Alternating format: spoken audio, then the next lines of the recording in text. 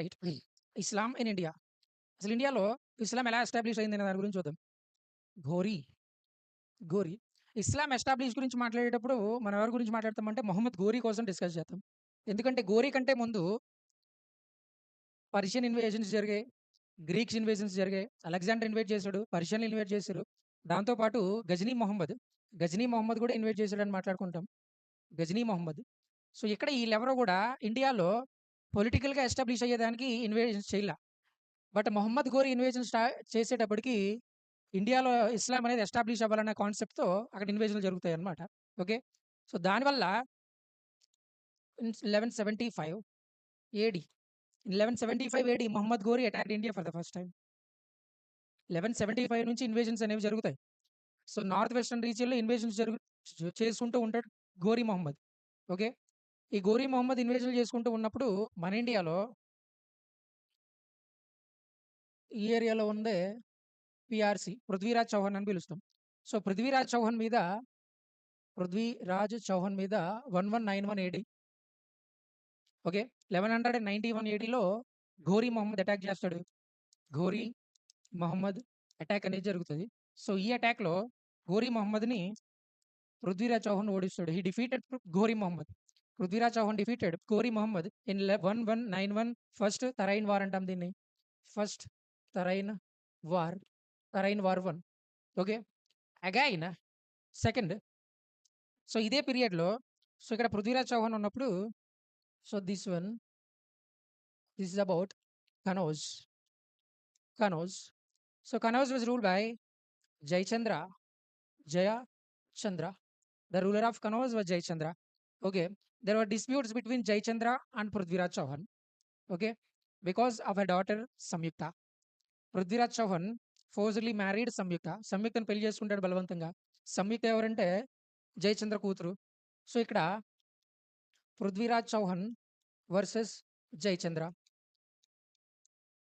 వీళ్ళిద్దరికీ డిస్ప్యూట్ వచ్చింది. దీనివల్ల ఏమైపోద్దంటే జయచంద్ర ఇన్వైటెడ్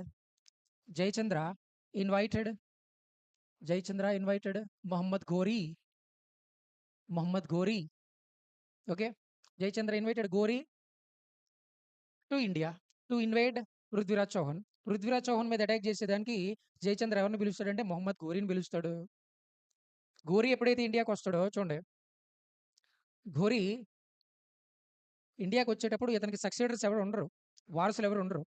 కాబట్టి ఇతనితో పాటు ఇద్దరు స్లేవ్స్ వస్తారు. అందులో ఒకడే కుతుబుద్దీన్ ఐబక్ అండ్ బక్తియార్ కాకి. బక్తియార్. సో, ఇక్కడ ఘోరీ మొహమ్మద్‌తో పాటు వచ్చినోళ్ళు ఎవరంటే కుతుబుద్దీన్ ఐబక్ ఒకడు, రెండోవాడు ఎవడంటే బక్తియార్ ఒకడు. ఓకే.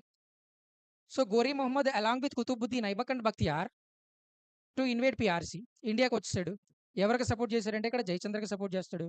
ఇక్కడ ఏమైపోయిందంటే ఇట్ ఈస్ 1192 ఏడీ. 1192 ఏడీ 1192లో తరైన్ తరైన్ వార్ 2 అని పిలుస్తాం దీన్ని.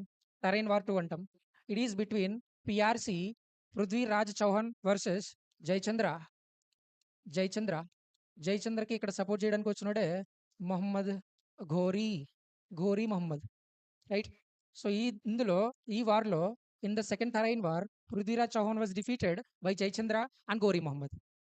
ఘోరీ మొహమ్మద్, జయచంద్ర ఇద్దరు కలిసి పృథ్వీరాజ్ చౌహాన్‌ని ఓడించేశారు.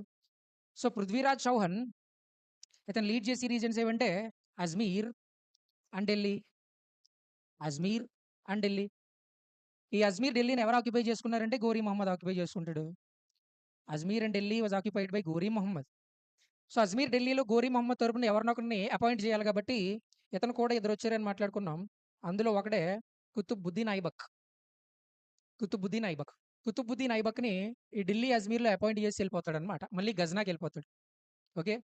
Is a Ghaznavid. Right. So, now Delhi and Ajmer ఎవరి కంట్రోల్‌లో ఉన్నాయంటే ఘోరీ మొహమ్మద్ కంట్రోల్‌లో ఉన్నాయి. రిప్రజెంటేటివ్ ఎవరంటే కుతుబుద్దీన్ కుతుబుద్దీన్ ఐబక్. కుతుబుద్దీన్ ఐబక్ అండర్‌లో ఉన్నాయి. సో, ఢిల్లీ, అజ్మీర్ ఇండియా చేతుల్లోంచి ఇస్లాం చేతుల్లోకి వెళ్ళిపోయింది first time. Okay. Right. In 1194 it is 1194 ఏడీ. దీన్నే వార్ ఆఫ్ చాంద్వార్ అంటాం. వార్ ఆఫ్ చాంద్వార్ అంటాం దీన్ని. ఇక్కడ మొహమ్మద్ ఘోరీ, మొహమ్మద్ ఘోరీ వర్సెస్ జయచంద్ర. జయచంద్ర. ఓకే. అసలు మొహమ్మద్ ఘోరీ ఇండియాకి రావడానికి ప్రాపర్ ఇండియాలో ఢిల్లీ వరకు రావడానికి రీజన్ ఎవరంటే జయచంద్ర. అందుకే అతన్ని ఎందుకు ఏమని పిలుస్తామంటే సెకండ్ రైటర్ ఆఫ్ ఇండియా అని పిలుస్తాం. అలెగ్జాండర్‌కి హెల్ప్ చేసినోడు Ambhi. So, he was the first traitor of India. So, Jayachandra invited Ghori Mohammad to invite Prithviraj Chauhan. Indian మీద అటాక్ చేసేదానికి ఫారినర్‌ని ఇన్వైట్ చేసినోడు ఎవడంటే Jayachandra. So, that is why he was called as second traitor of India. Second traitor of India. Okay. So, in this Chandawar, Jayachandra was defeated by Ghori Mohammad. Ghori Mohammad చేతిలో ఓడిపోతాడు. ఘోరీ మొహమ్మద్ చేతిలో ఓడిపోతాడు. He was defeated. So, now Jayachandra, the ruler of Kannauj.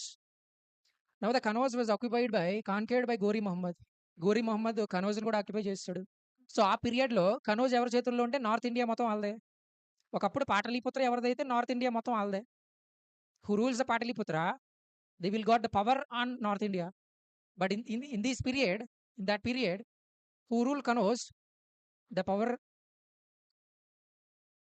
Got on north India.